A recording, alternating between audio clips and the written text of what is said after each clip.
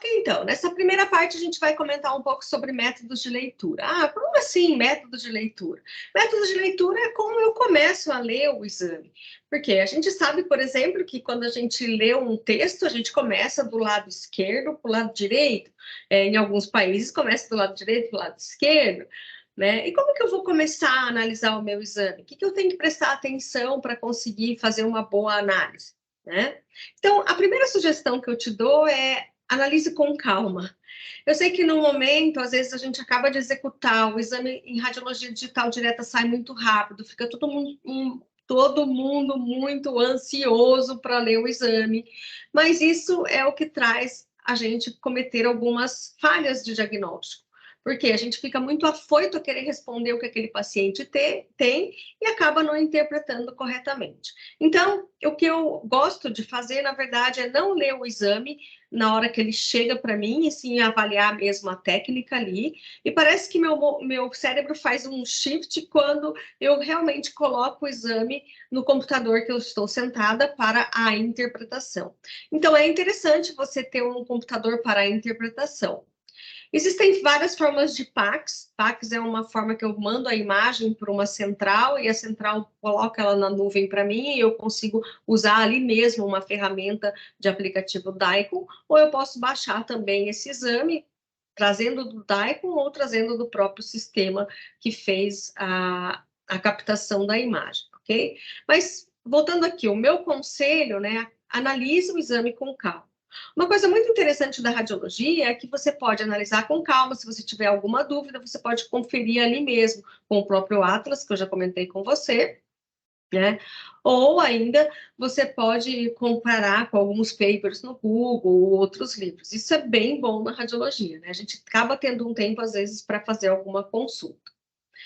Por que eu falo ler com calma? Porque, como eu comentei com vocês, uma das coisas que mais acontece às vezes comigo é ver muito rápido e acabar errando, tá? Ok, então o primeiro segredo, leia o exame com calma, não fique muito afoito. O segundo segredo é na hora que ele chega para você, você já viu que a técnica tá boa, você deve ler o exame de uma forma sempre do mesmo método. Você vai escolher o seu método, você vai com o tempo perceber qual que é o melhor para você, o melhor você se encaixa. Bom, por que fazer essa leitura sistemática? Porque você reduz os erros de chances para iniciantes. Você acaba tendo uma sequência mais lógica da sua interpretação, né? Mas você vai escolher o seu próprio método, tá? Você pode seguir o método do esboço do seu laudo. Por exemplo, eu já tenho um laudo pré-pronto, né, de radiologia torácica, e daí eu sigo ali a sequência que eu já descrevi, vou confrontando, daí eu não esqueço nada.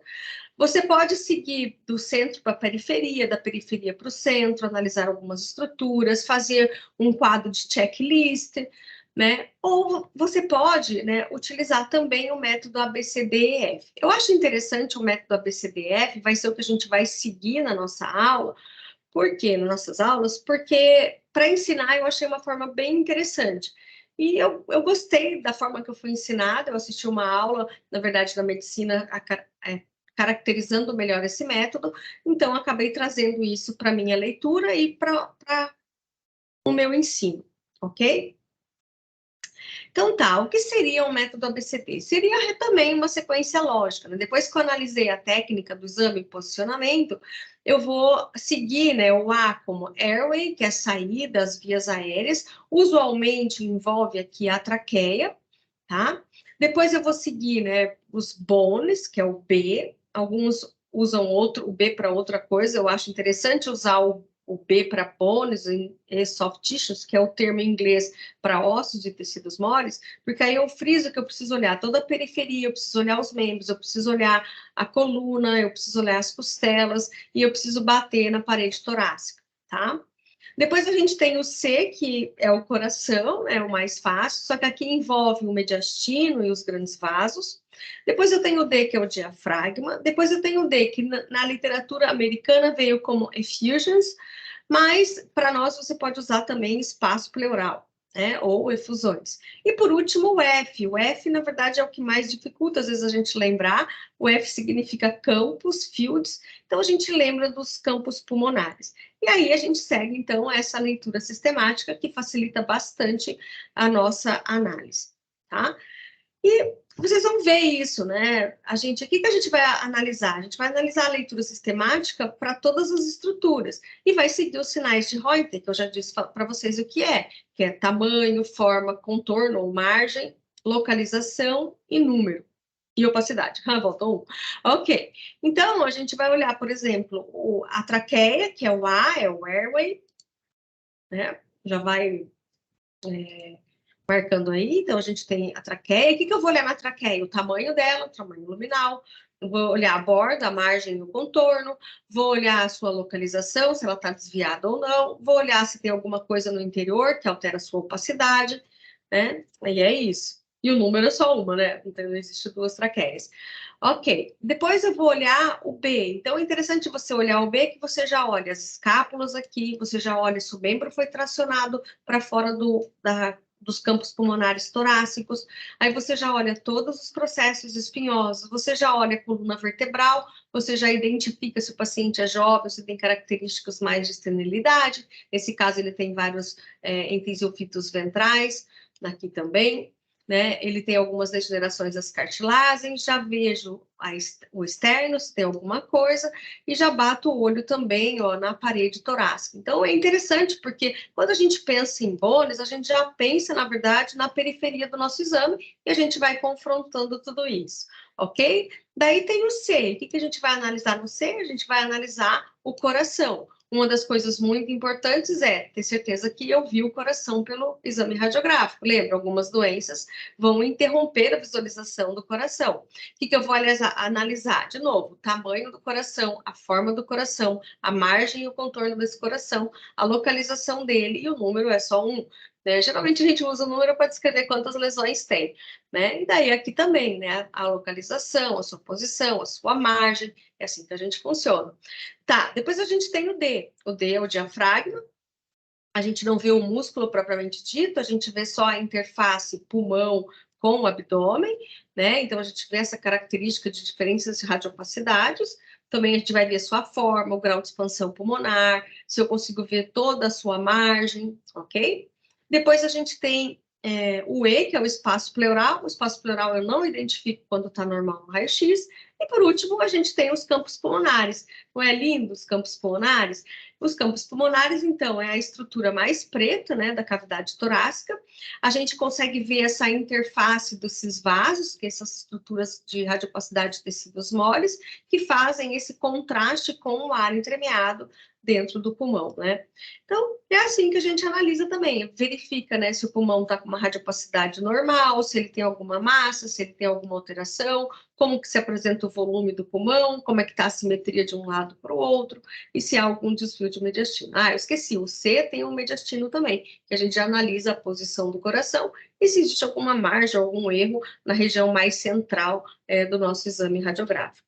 Ok, então essa é a primeira parte da nossa aula. E agora a gente vai para a segunda parte. A segunda parte, né? O que eu vou mostrar para você? Eu vou mostrar para vocês dois aplicativos que a gente usa para analisar o exame.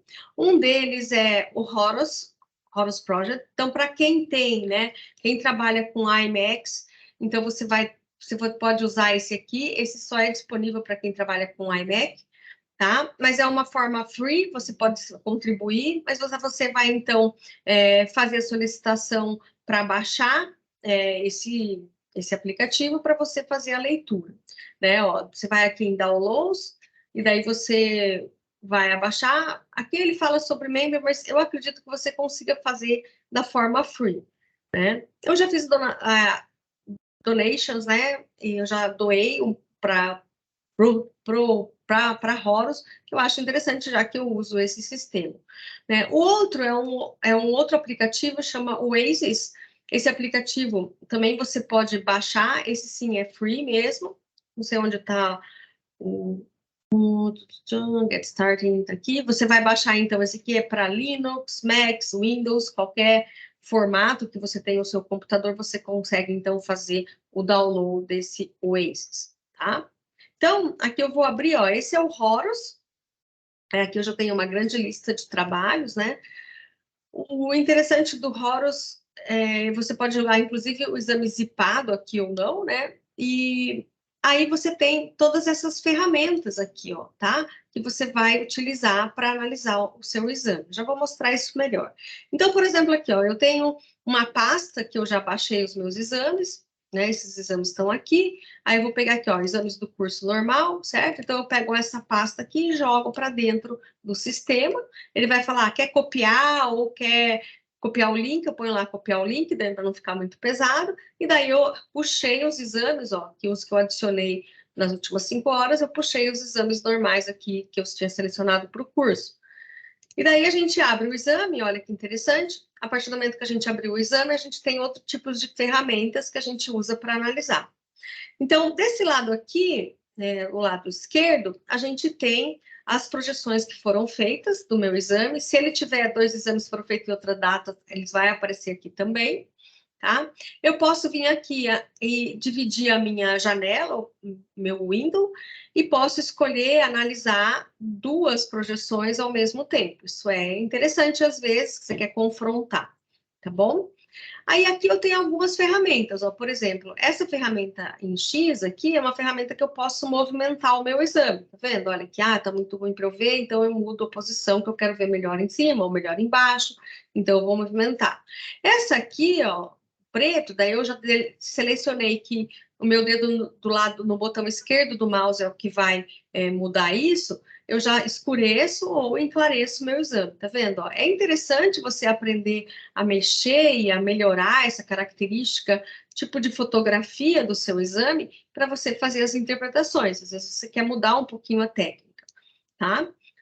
Ou a característica de contraste do seu exame mesmo.